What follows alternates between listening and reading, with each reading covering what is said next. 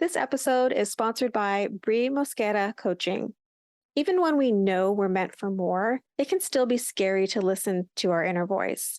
That's why having a coach like Bree in your corner is a game changer.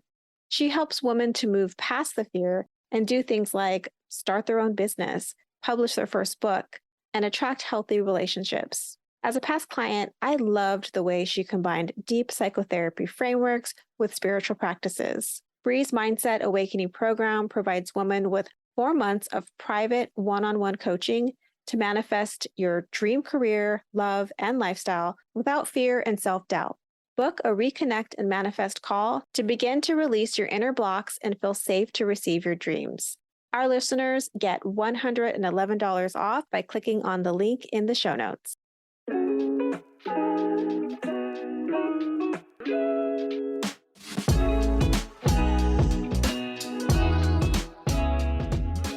I'm Kristen, and you're listening to Podcast and Amplify, a podcast for women entrepreneurs who want to amplify their voice and brand through podcasting and grow a wildly successful business. I'm the executive producer and host of 2 shows and an entrepreneur, and I love helping women grow their visibility, mindset, and business to the next level. Each week, I share tips on how to launch and leverage your podcast, and I'm bringing on the very best business leaders to give you advice on how to build your business empire. Let's amplify your voice and business.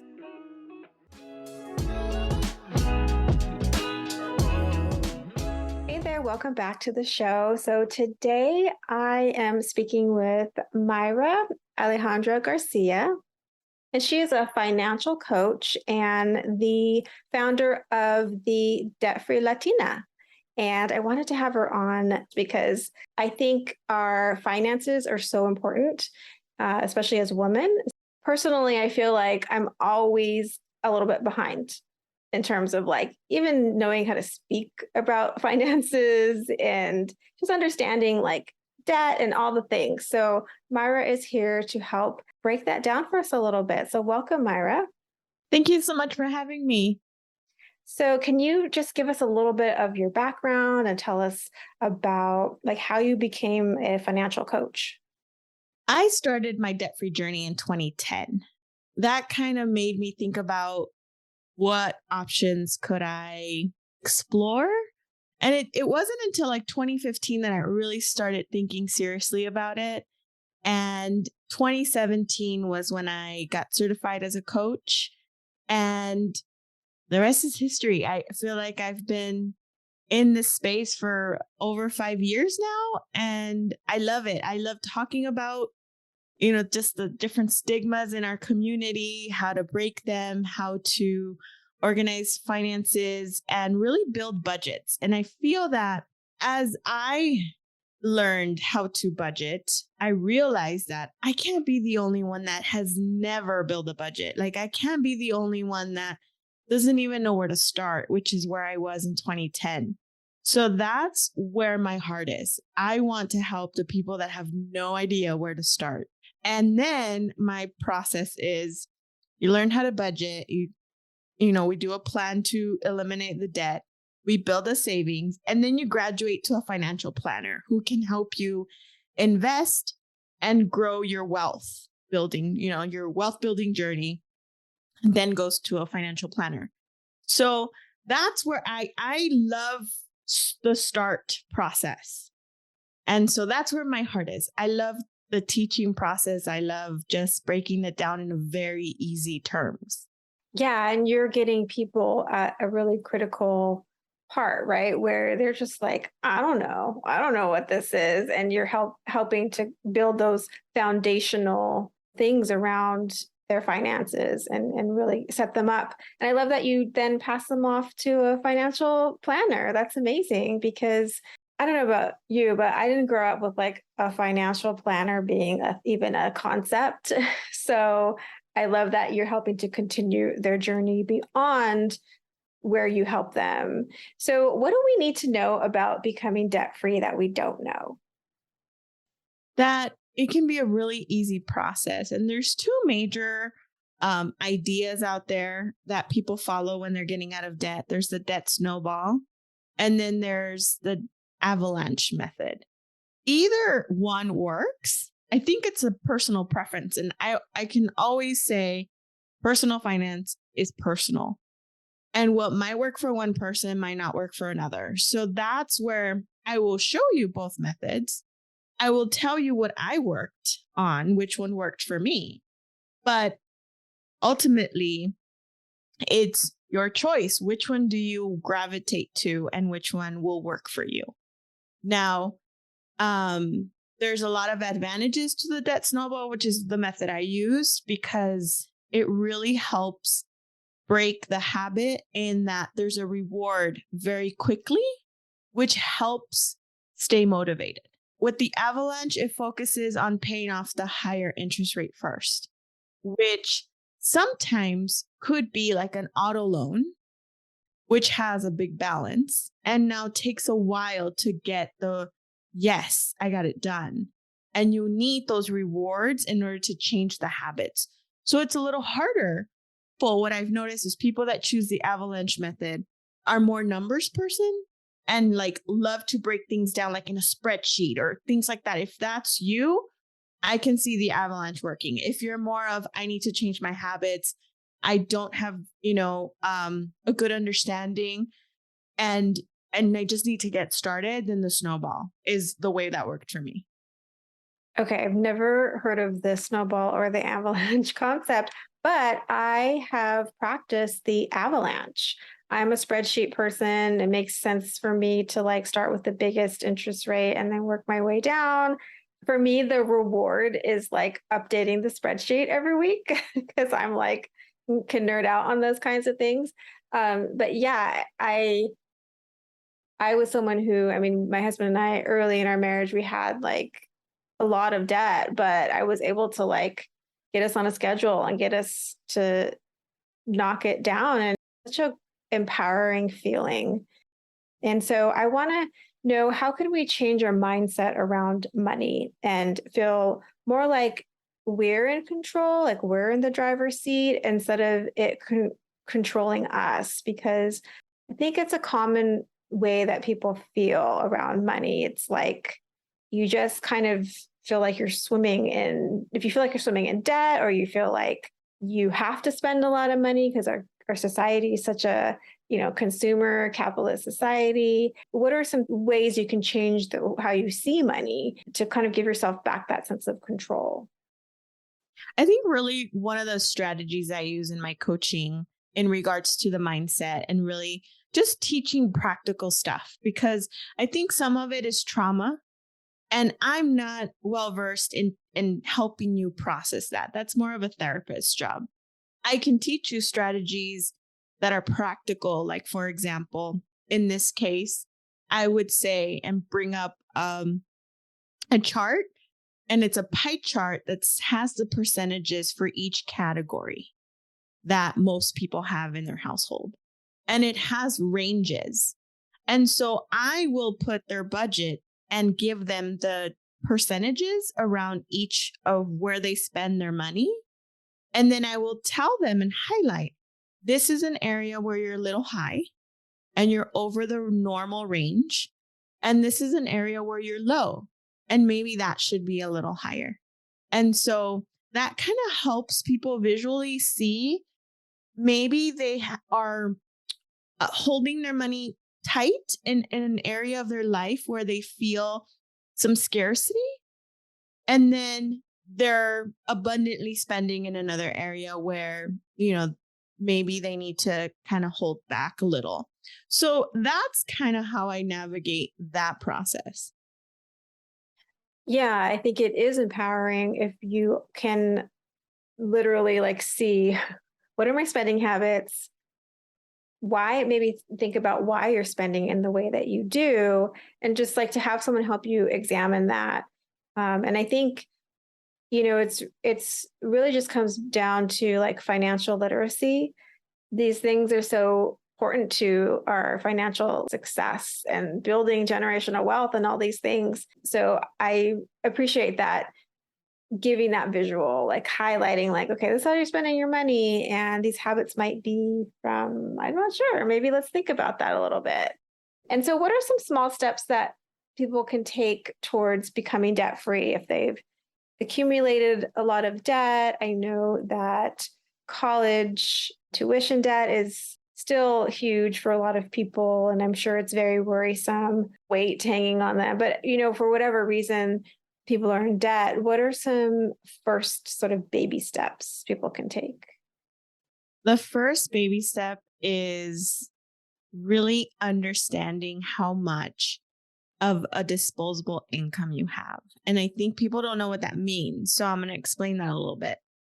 So that is after your necessities are paid, right? So from your income, once necessities are paid, is there anything left over? And that's your disposable income. That's how much we can attack the debt with.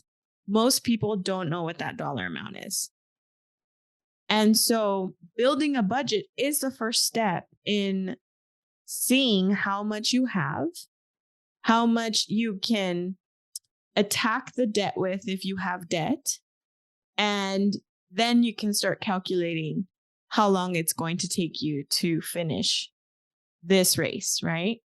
So I think people say, like, I have a goal of this much in this amount of time. But the truth is, when you create a budget, it's interesting because I always ask my clients, like, what do you predict? Before we make calculations, what do you think? And it's almost always less time than they thought. Because if they organize it and they follow a plan, and yes, life happens and things might not be perfect every single month. It's never perfect for me, but we can get super close, if not sooner than what they even planned, because there's bonuses and raises and things that happen to us along the journey that really help offset some of that. Yeah, and I think when people think about debt, they're probably not in the most positive mind frame. So probably thinking about the bonuses, the extra windfalls, that can come our way. Because those are kind of positive, optimistic things. And I just know when I was in debt, I just had such negative feelings about it. So I don't know that I necessarily would think, oh, but money's going to come. Like, you can get so focused on the lack of money and not see that, well, there is an abundance of money in other ways, and it can come from you don't even know where. Yes, I agree. I think that there's more than one way, right, to get to the end result. So sometimes, like for us, it included my husband getting a part-time job. After his full day of work, he would work a part-time job. And that's how we earned more income to really attack the debt as fast as we could.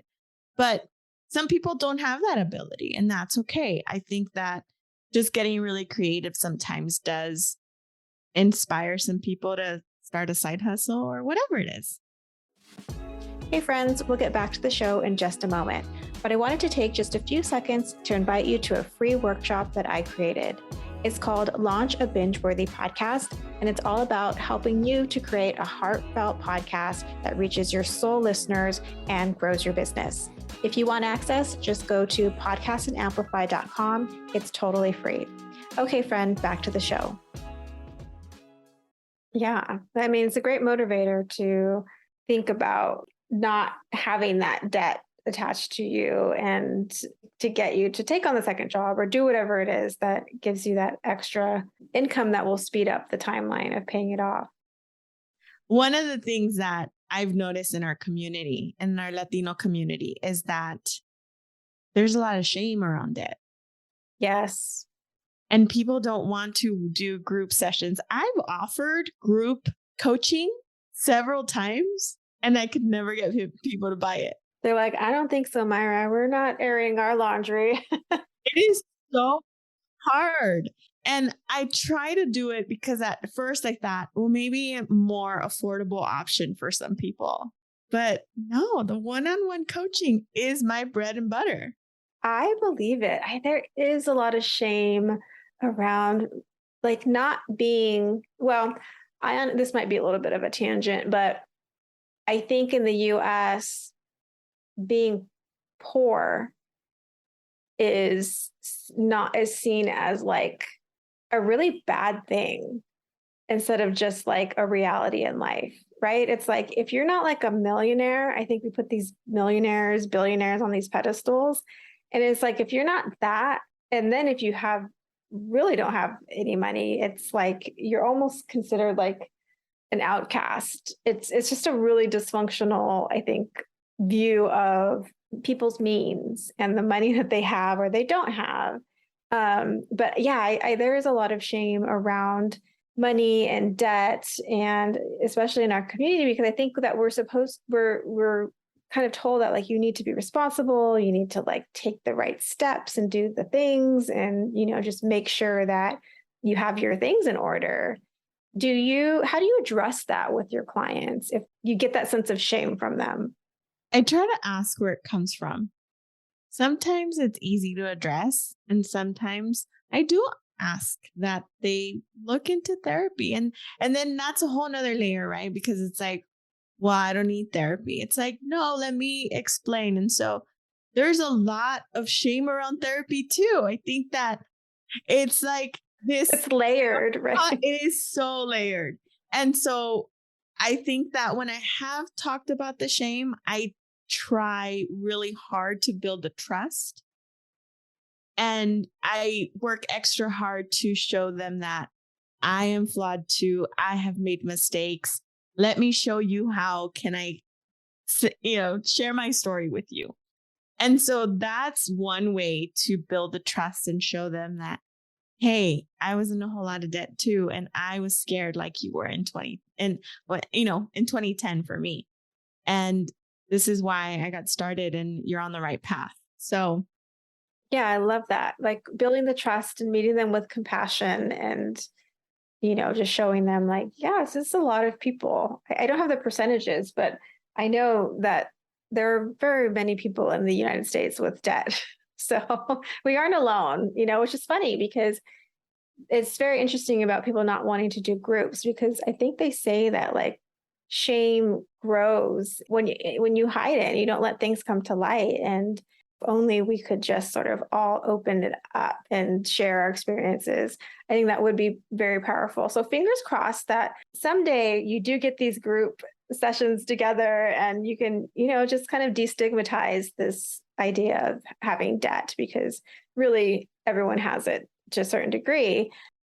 Are there ways that you show your clients that are like preventative measures, like to even become like, are people always coming to you with debt, or do you offer tips of like how to not even like get to that point? I would say most of my clients either want to learn to budget. They may not have debt, but they've never created a budget. I also have a lot of Spanish speaking clients that are in a cash system, Mm, and they don't trust the banks, and they don't trust any sort of investments with the government or, institutions. yes. And I also have people, I would say the majority do have some debt that they need a plan. And so that's why they reach out. So yeah, those are like the three major. With the people that don't trust the banks and have their money under the mattress, Yeah. those are really interesting because I would say the majority are immigrants. Which makes sense, right? Yeah, so I get a couple of those. I've gotten, I would say, like 4 or 5 of those types of clients that just don't trust. And then I have to, again, just share my story and how I've been able to build some wealth by investing in the stock market and things like that after, becoming debt free. And so sometimes I can convince them. I would say the majority of the time I can. But there's a lot of stigma. There's a lot of, well, I've had a couple say, I don't have any documents. And so then, you have to go into another path of showing them how they still can. But then they graduate, right? If we've eliminated the debt, then they graduate to the financial planner that can help them do that. Yeah. And what a great resource that you are providing to them by giving them those options, because they're not even thinking that that's something that they can do. And you're able to educate them on, oh, no, actually, here are your options. It may look a little different, but it's something still available to you. This has been really informative. I feel like I got a sense of, where you start, start with the budget, what kind of method you could use to become debt free, the snowball or the avalanche, which now I love. I'll never forget that. And then just like how to think about money and the stigmas and sort of just like opening ourselves up to not having the shame around it. So before we go, I want to ask you, because this episode will air during Latinx Heritage Month, how is being a Latina a superpower in your business or your life? I'm going to give you both. So one is I love that I can coach in both languages. And I have clients that only speak Spanish, and I have others that are bilingual or only speak English. So that's really awesome that I can help also with the cultural differences. I think that a lot of people that come from Latin American countries really value our elders and supporting people in our Latin communities that are either in the States or in other countries. And so sending money back is something that's very important. And so I understand that because I grew up watching my father help my grandmother in Mexico every single month. So there are things like that I just love because it's totally a superpower. Like I just get it. And then I love being bilingual and bicultural because I can enjoy music in both languages. I'm jealous of that. I don't speak Spanish. Well, I wasn't raised speaking it, but I studied it in school. So I have maybe a fourth grade understanding. And it's hard in California to not know any Spanish, but I've been listening to some Spanish singers lately, and I have to look up the lyrics because it's hard enough to understand people speaking just regularly like you and I, but when it becomes like lyrics and poetry, it's like that much harder. But it's so fast and it's like just the tenses and all of it.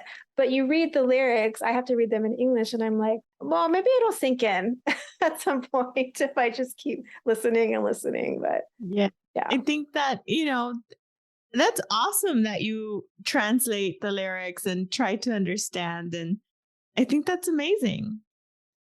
Well, Google makes it easy. They have Translate, so everything's translated. Yeah.